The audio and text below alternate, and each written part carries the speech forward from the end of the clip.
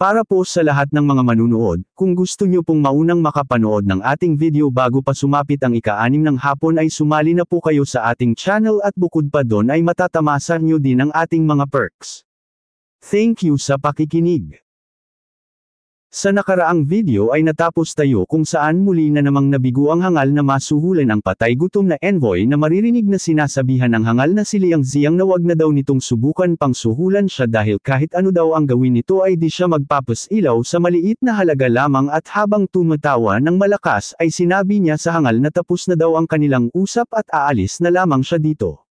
Na agad namang pinigilan ng hangal at mariin niyang tugon na wag muna itong magpadalos-dalos ng desisyon dahil mapapag-usapan pa daw naman nila ang presyo matuloy lamang ang kanilang pinlano bago pa ang clan gathering at matapos niya itong masabi ay mariin niyang dinagdag na hahayaan daw niyang si Hongduan na lamang ang magsabi ng presyo at ibibigay niya ito kapalit ng kanilang plano. Na agad namang tinugunan ng hangal at may pang-iinsulto nitong sinambit na kung ganun daw ay mapagbibigyan niya ito sa kanyang kahilingan basta daw at makakaya nitong makapagbigay sa kanya ng 30,000 mga silver taels at siguradong may tutuloy nila ang kanilang napag-usapan kamakailan. Nalabis namang ikinagulantang ng hangal at sa isip-isip nito na saan daw naman siya makakakuha ng 30,000 silver taels na lubhang napakalaking halaga na katumbas na ng halos lahat ng yaman na mayroon ang Dark Moon family. Kaya naman naiinis niyang sinambit na napaka-gaaman daw naman ang patay gutom na envoy dahil lubha daw namang napaka-impossibly niyang maibigay ang ganoon kalaking halaga dagdag pa nito na mukha daw namang tinalikuran na siya ng kanyang brother dahil tila aayaw na nitong tumulong sa kanya base pa lamang sa hinihingi nitong halaga na alam daw naman nitong di nila kayang maibigay. Na agad din namang tinugunan ng gahamang si Hongduan at marahan niyang paliwanag sa hangal na wala daw ibig sabihin ang kanyang hinihinging halaga at nagkakamali din daw ito kung iniisip nitong ayaw na niyang makatulong dahil di niya pang talaga kayang makatulong pa sa problema nito at sambit pa ng patay gutom na si Hongduan habang humahagalpak ng tawa na ang White Fang palamang daw ay makapagbibigay na sa kanya ng sakit ng ulo kaya papaano pa siya makakatulong kung alam naman niyang ang mga kawal niya lamang ang mapapahamak na siguradong pananagutan niya sa kanilang general kung magkataon gayong batid daw naman ito ng hangal na si Liang Ziang dahil sila lamang ang may pukana ng lahat at walang kinalaman dito ang Divine Imperial Guard. Dahilan ng lalong panggagalaiti ng hangal na si Liang Ziang at sa isip-isip nito na ano daw naman kaya ang naibigay ni Ye Xingheng suhol para maging ganito ang ugali ng envoy kung saan aayaw na nitong tanggapin ang 3,000 silver taels kahit na nung una naman ay tanggap nito ang kahit na 1,000 pa lamang. Sa tingin daw niya na mukhang may treasure na ibinigay si Ye Xinghe sa kanyang brother dahilan na pagiging mataas ng presyo nito kapalit ng hinihiling niyang tulong para pabagsakin ang Asher Feather family. Nang bigla niyang maalala ang kamakailang mga bali-balita na ang Ye family daw ay nakahanap ng treasure kung saan base pa lamang daw sa naging kilos ng patay gutom na commander ay sigurado din daw siyang binahagihan ito ni Ye Xinghe para di makialam sa kanilang alitang dalawa senialis na totoo pala ang kumalat na balita patungkol sa natagpuang ancient treasure ng Asher Feather clan. Kaya naman bago pa makaalis ay patay gutom na envoy ay agad na niya itong pinigilan at mariin niyang sinabi na wala daw siyang alam sa kung gaano kalaki ang halagang naibigay ng Ye clan para pabayaan siya nito subalit ayon daw sa kanyang mga reliable source ay napag-alaman niyang nakatagpo ang Ye clan ng napakadaming kayamanan. At kung papayag daw si Commander Hong na ituloy ang kanilang kasunduan ay sisiguraduhin niyang ang lahat ng kayamanang nakuha ng Ye clan ay ibibigay niya dito bilang kabayaran para sa magiging cooperation nito sa kanilang naisagawang planong paglipol sa Asher Feather clan. Nakumuha naman ng atensyon ng patay gutom na si Hongduan dahilan upang bahagya itong matigilan sa plano niyang pag-alis at mariing napatingin sa hangal na si Liang Ziang subalit base pa lamang sa mukha nito ay tila nagpapahiwatig na di niya pagsang-ayon sa sinambit ng hangal. Maya-maya pa ay mariin itong tinugunan ng sinambit ng hangal at agad niyang bungad na wag daw siyang gawing tanga ni Liang Ziang o kahit isipin lang nito nakakagat siya sa mga panunuhol nito at dagdag pa nito na kung totoo man daw na meron ngang natagpo ang kayamanan ang Ye clan ay di naman nila ito makukuha sa pamamagitan lamang ng pag-ubos sa lahi ng mga ito. Na agad din namang tinugunan ng hangal at upang tuluyang makumbisi ang patay gutom na envoy ay marahan niyang sinabi na huhulihin daw muna nila si Ye Xinghe bago ubusin ang mga kasama nito at matapos nito ay pipilitin nila ang ating bida upang ituro ang lahat ng natagpuan nilang yaman bago ito paslangan at sa ganong paraan daw ay magagawa na nilang makuha ang lahat ng yaman na kanilang natagpuan. At nang marinig naman ng patay gutom na si Hong Duan ang plano ng hangal kung papaano makukuha ang lahat ng kayamanan ay agad siyang napahagalpak ng tawa at mariin niyang sinambit na ayon daw sa sinambit ng hangal ay para na din itong sinabi na kayang-kaya ng Dark Moon pamiling hulihin ang buong Asher Feather family kaya ano pa daw ang dahilan at handa itong magbayad ng malaki para sa kanyang tulong gayong sa bibig na nito nagmula na kaya niyang ubusin ang Asher Feather clan. At matapos niyang makapagbitaw ng mga mapanlait nagsalita ay agad na niyang tinawag ang dalawa niyang alagad para tuluyan ng lumisan sa lugar kung saan nagaganap ang clan gathering na kanilang pinasimulan kanina. At ang biglaan naman nitong paglisan ay labis na ikinagulat ng hangal na si Liang Ziang at makikita sa mukha nito ang labis na pagkabigo sa kanilang ihinandang plano para sana gantihan ang Asher Feather clan sa pagwasak nito sa lahat ng dantian ng kanyang mga direct descendants. Habang pinapanood nitong lumalayo ang patay gutom na envoy ay mariin niyang nasambit sa kanyang isipan na talagang napakabalimbing daw ni Hong Duan kung saan mabilis siya nitong tinalikuran kapalit ng isang kayamanan kahit na mag-brother pa silang dalawa. Maya-maya pa ay tuluyan ang natanggap ng hangal ang kanyang pagkabigo kaya naman agad na din niyang pinutol ang lahat ng kanyang mga iniisip at pagtatampo sa mga pangyayaring naganap kanina. Matapos nito ay mariin niyang tinitigan ang lahat ng kanyang mga pinanghahawakan clan na binubuo ng 36 na pamilya habang iniisip ang patungkol sa kung ano na lamang ang tingin ng mag-e ito sa kanya ngayon. Habang makikita naman ang lahat ng mga commoner mula sa iba't ibang clan na nakatingin din lamang pabalik sa hangal na patriarch kung saan bakas sa kanilang mga mukha ang bahagyang kaba sa pag-iisip sa kasunod na mga mangyayari sa nagaganap na clan gathering. At habang nakikita ng hangal ang lahat ng mga mata ng mga commoner na nakatuon lamang sa kanya ay mariin niyang inisip na talagang isa daw napakalaking kabiguan ang natamo niya ngayong araw dahil kahit na isinakripisyo pa niya ang lahat ng mga commoner para lamang makaganti sa Asher Feather clan ay di pa din siya nagtagumpay kaya nakasisigurado siyang mahihirapan na siyang ayusin pa ang kanyang ugnayan sa ibang clan na kanyang nasasakupan. Dagdag pa nito sa kanyang isipan na di din daw malabong ang lahat ng mga commoner na nadamay ay magrebelde sa Dark Moon family at sa oras daw na mangyari nga ang kanyang hinala patungkol dito ay di naman siya makakahingi ng tulong sa City Lord ng Tianzong City para sana masuppress ang mga magre-rebelde sa kanyang clan. Dahil ang kasalukuyan daw ngayong City Lord ay walang iba kundi ang lolo ni Zia Yuning kung saan napakalapit daw ng maglolo sa isa't isa bukod pa dun ay napaka-protective din daw nito sa prinsesa kaya naman baka lalo pang lumala ang kanyang problema kung magkataon na dito siya hihingi ng tulong. At dahil sa wala na nga itong maisip pang plano lalo na ngayong batid na nito na wala na siyang mga kakampi sa lahat ng kanyang nasasakupang pamilya ay napalahat na lamang ito ng mariin senialis ng lalong pumamroblema ng hangal sa mga kaganapan. At matapos niyang makapag-isip ng mga papwedeng mangyari ay agad na niyang ipinagbigay sa lahat ng mga commoner na ngayon daw na di nakukuha pa si Commander Hong ng mga tao sa lahat ay dito na niya tatapusin ang clan gathering kaya naman makakaalis na daw ang lahat. At matapos niyang maibigay ang mga salitang nais niyang masabi ay agad na din itong tumalikod kasabay ng paglisan senialis na dito na nga nagtatapos ang nagaganap na clan gathering. Kaya naman nang makita ng lahat ang paglisan nito ay napagtanto nilang tapos na ang kanilang kalbaryo dahilan upang tuluyan ng gamaan ang kanilang mga loob at makahinga ng muli ng maluwag. Subalit bago pa tuluyang makaalis ang hangal na si Liang Ziang sa ibabaw ng stage ay may isang malamig na boses ang nagsabing huminto muna ito ng ilang sandali sa kanyang paglakad. Nalabis namang ikinagulat ng lahat na makikitang napatingin pa sa cultivator na nagsalita habang ang iba naman ay namamakas ang pagtataka sa kanilang mga mukha dahil sa pag-iisip kung ano naman ang dahilan ng nagsalita at pinigilan pa nito ang hibang na patriarch. Na makikita din agad na napalingon dito habang mariing nagtatanong kung ano pa daw ang kailangan nito at mariin pa siya nitong pinigilang makaalis gayong nasabi na niyang tapos na ang clan gathering habang namamakas sa mukha ang labis na panggagalaiti sa nagsalita. Na agad din naman niyang sinambit ang pangalan kung saan ang naglakas loob palang pumihil dito ay walang iba kundi ang ating bida na makikitang tila may pagkakalmadong nakatingin sa hangal na si Liang Ziang habang mapapansin naman sa likod nito ang labis na pagtataka nina Patriarch Ye Jun at Zia Yuning sa ginawang kilos ni Ye Xinghe. Makalipas pa ng ilang sandali ay di na din makapagpigil pa si Patriarch Ye Jun upang magsalita kaya naman marahan niyang tinanong kung ano pa daw ang kailangan ni Ye Xinghe sa hangal na si Liang Ziang gayong matagumpay na daw naman nilang naisalba ang kanilang clan. Namarahan namang tinugunan ni Ye Xinghe at sinambit nito pabalik kay Patriarch Yejun na wag daw itong mag-alala sa kanyang gagawin dahil alam niya ang kanyang ginagawa at magtiwala na lamang daw ang lahat sa kanya. Matapos nito ay tinugunan na din niya ang tanong ng hangal kung saan may pagkakalma daw niya itong kinumpronta patungkol sa mga naganap kanina kung saan kamuntikan na nitong ubusin ang lahat ng pamilya sa ilalim nito.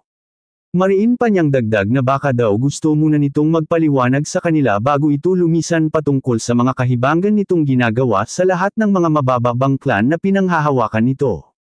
Naagad din namang tinugunan ng hangal na si Liang Ziyang kung saan nakangisi nitong kinlaro sa ating bida kung tama daw ba ang kanyang mga narinig na humihingi ito ng kapaliwanagan. At matapos niya itong klaruhin ay bigla na lamang itong humagalpak ng napakalakas na animoy tuluyan ng nahibang dahil sa mga kaganapan. Matapos ng malakas niyang tawa ay pinasundan naman niya ito agad ng mabibigat na salita kung saan mariin niyang sinambit na sa mahabang panahon daw ay wala pa ni isang naglakas loob na kausapin siya sa ganitong paraan ng isang hamak na commoner lamang. Mariin pa nitong dagdag na si Ye Xinghe lamang daw ang nauna kung saan ngayong araw niya lamang nalaman na meron daw palang hangal na commoner na gaya ni Ye Xinghe sa mundo na para sa kanya ay itinuturing niya lamang na mga alipin kahit na ang katotohanan ay subsidiary niya lamang ang mga ito na labis namang ikinagulat ni Patriarch Yejun sa likuran na di makapaniwalang alipin pala ang traitor ng hangal sa kanila habang makikita naman ang ating bida na kalmado lamang na nakikinig. Dagdag pa ng hangal na ano daw naman ang dahilan para magpaliwanag ang isang master sa hamak nitong mga alipin na kung tutuusin ang di dapat binibigyang pansin gaya ng mga aso. Na may pagkakalmado namang tinugunan ng ating bida kung saan may malamig na boses niyang tinanong kung tama daw ba ang kanyang narinig na ang lahat ng mga mabababang klan sa ilalim nito ay walang bilang sa lipunan na pinamamahalaan nito. Naagad namang kinlaro ng hangal kung saan mariin niyang sinambit kung tinutukoy daw ba ni Ye Xinghe ang kanilang mga buhay. Naagad din naman itong pinasundan ng mga mapanlait na salita kung saan habang tila mabaliw-baliw na ang hangal dahil sa galit ay mariin itong sinambit na ang lahat daw ng pamilya na binubuo ng 36 na klan ay para lamang mga asong nagsalputan sa kanyang paningin. Mariin pa niyang tanong sa ating bida na kung sa tingin daw ba nito ay may halaga sa lipunan ang katulad nilang mga asong naninimo lamang ng pagkain sa daan. Saglit lang mga idol bago tayo magpatuloy ay bibigyan ko kayo ng ilang segundo para i-hit ang subscribe button pati na rin ang bell icon, kung saan libre lamang ito, at bukod pa doon ay malaking tulong sa amin ang inyong suporta. Thank you sa lahat ng nag-subscribe at nag-like ng video. Shoutout na din sa kauna-unahang naging members ng ating channel. Matapos niyang litin ang lahat ng mga pamilyang kanyang nasasakupan ay agad niya din itong pinasundan ng malakas na salita kung saan ayon dito nabibigyan daw niya ang lahat ng babala kung saan mula ito sa kanilang Dark Moon family na siyang nagbigay sa kanila ng maayos na masisilungan at minahang matatawag nilang kanila na nagpapatunay lamang na sa Dark Moon family lamang umaasa ang lahat. Kaya naman kung sino man daw sa mga ito ang nag-iisip na sapat na ang puwersa ng kanilang clan para subukang humiwalay sa Dark Moon family ay isa lamang ang kahahantungan ng kanilang kapalaran, yun daw ay ang pagkawasak ng kani-kanilang mga pamilya. Dagdag pa nito na ang uuwi daw ngayon ng matiwasay at tuluyan pading pasasakop sa kanilang Dark Moon family at maglilingkod dito ay masisiguro niyang tulad pa din ng dati ang magiging pamumuhay kung saan wala silang magiging problema. Subalit ang sino man daw nagamaya sa naglalakas-lakasan ng loob ng mga miyembro ng Dark Moon family lalong-lalo na kay Ye Xinghe ay masasawi lamang at ang mga ganito daw na pangyayari ay di nila masisisi sa Dark Moon family dahil sila na ang kusang gumawa nito kung sakali man. Dahilan ng pananahimik ng lahat ng mga commoner na aayaw na mapahamak ang kani-kanilang mga pamilya at gusto lamang mabuhay ng maayos kahit na itinuturing pa silang mga asong walang bilang sa lipunan. Habang makikita naman ang ating bida na kalmado lamang na nakatayo at nagmamasid sa kanyang kapaligiran kahit na malinaw namang pinagbabantaan na siya ng hangal na patriarch ayon sa mga sinambit nitong babala. Subalit makalipas ng ilang sandali ng pagmamasid ni Ye Xinghe ay di niya nakayanang makita ang mga mukha ng mga commoner na mas pinipili na lang manahimik kisa ang ipaglaban ang sari-sarili nilang dangal. Kaya naman upang bigyan ng lahat ng lakas ng loob upang di naapihin ay may pagkakalmado niyang sinabihan ng hangal na si Liang Ziyang na nagpunda daw siya sa pagtitipon ngayon ay di para makiisa sa nagaganap na clan gathering.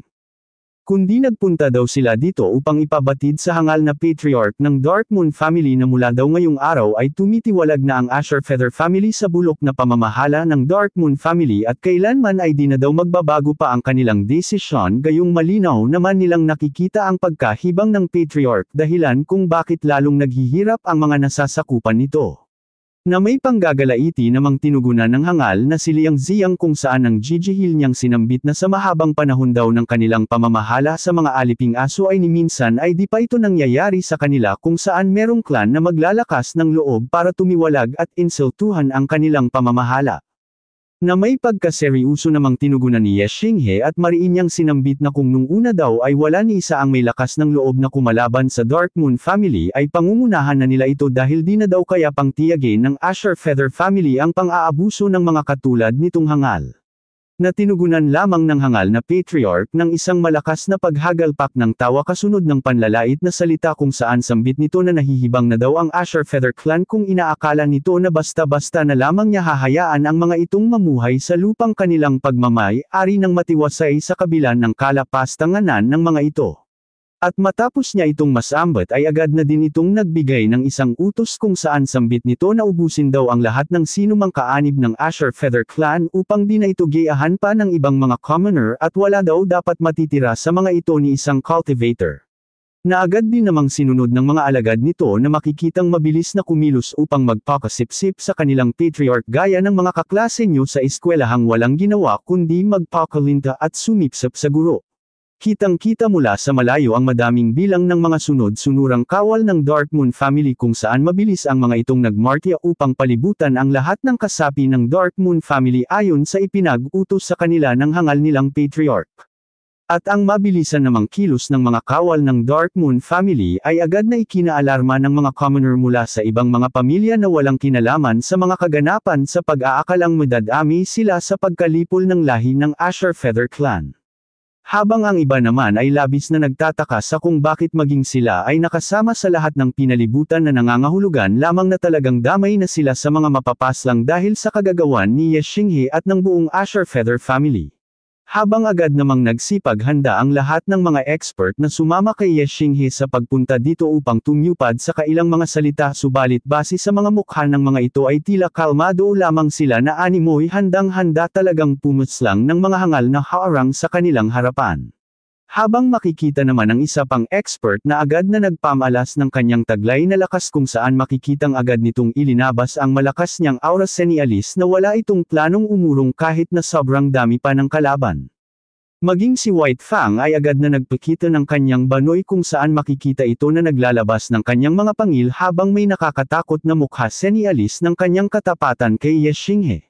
Habang makikita naman ang lalong pagdami ng kawal ng Darkmoon family sa lugar dahilan upang mapalibutan na nila ang lahat ng dumalo sa pagtitipon kasama na nga ang mga pamilyang wala namang kinalaman sa sigalot na nagaganap at kitang-kita ang labis na kalamangan ng Darkmoon family pagdating sa bilang ng mga kawal subalit ganun pa man ay makikita lamang ang Asher Feather clan sa gitna na animoy di man lang nasindak sa patuloy na pagdami ng mga ito na animoy ipinababatid na wala lamang sila sa kanilang lakas. Makikita ang isang clan kung saan labis ang mga itong nagulat sa mga sunod na kaganapan at dahil na din sa kanilang nakikita na maging sila ay napalibutan na ng mga kawal dahilan ng labis nilang takot.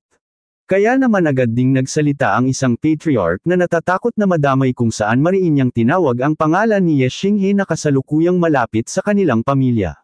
At may pagkamagalang niyang sinambit kay Ye Xinghe na lubos daw siyang nagpapasalamat dito dahil di nito pinabayaan ang mga katulad nilang commoner na ma-wipe out kanina sa pamamagitan ng pagkuha ng madaming bilang ng mga cultivator sa kanila na sisiguraduhin daw niyang tatanawin nilang malaking utang na loob na mababayaran din nila pagdating ng panahon subalit ngayon daw ay ayaw niyang masawi ang buhay ng kanyang mga kapamilya na ang ibig sabihin daw ay ayaw nilang makisali sa gulong pinasok nito laban sa Darkmoon family.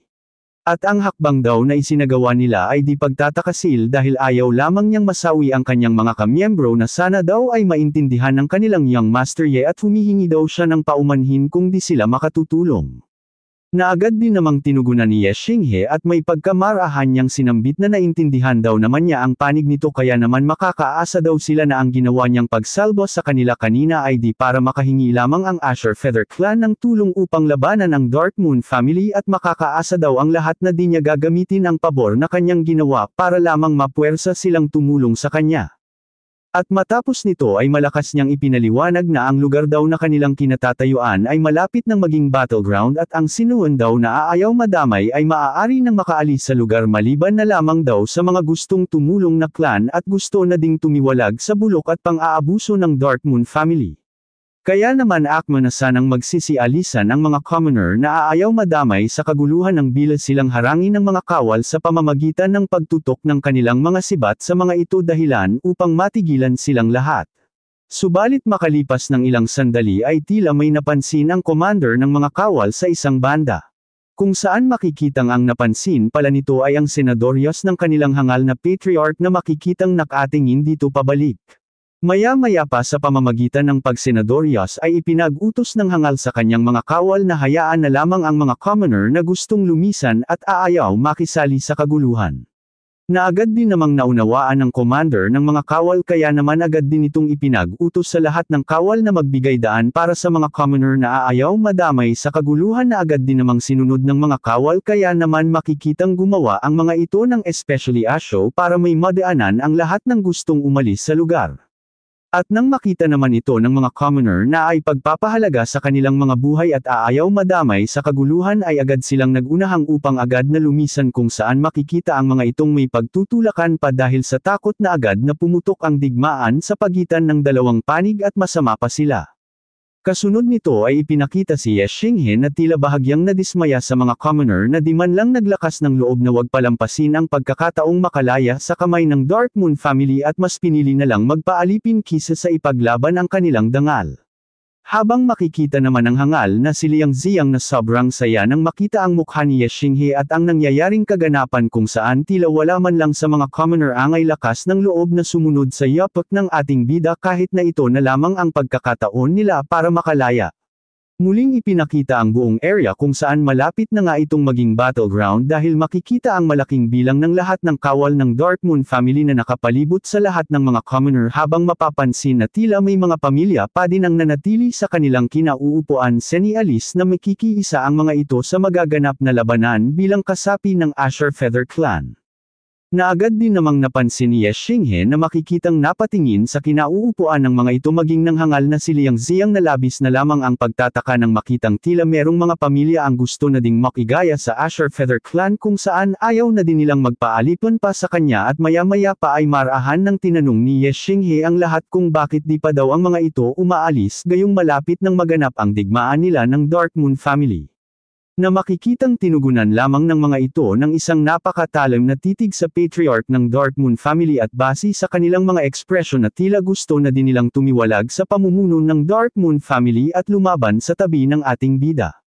Abangan sa susunod nating video ang mga kaganapan kung saan makalipas lamang ng ilang sandali ay agad na din nilang tinugunan ang katanungan ng ating bida ng isang malakas na sigaw kung saan sasama daw sila sa kanilang young master Ye sa pakikipaglaban ng patayan. Bukod pa doon ay masasaksihang na din natin ang panibagong lakas ni Ye Xinghe at maging ng lahat ng mga expert na umanib sa Asher Feather Clan upang tayo ng utang na loob mag-subscribe kayo hehe. Kung nagustuhan nyo ang kwento, huwag kalimutang mag-like at mag-comment, at kung gusto nyo pa ng ibang recap tulad nito, mag-subscribe na. Huwag nidang kalimutang i-hit ang bell icon kung saan may kapangyarihan itong makapagbigay ng signal sa inyong mga cellphone kada upload natin. Thank you mga idol. Hanggang sa muli, mga kaibigan. Paalam.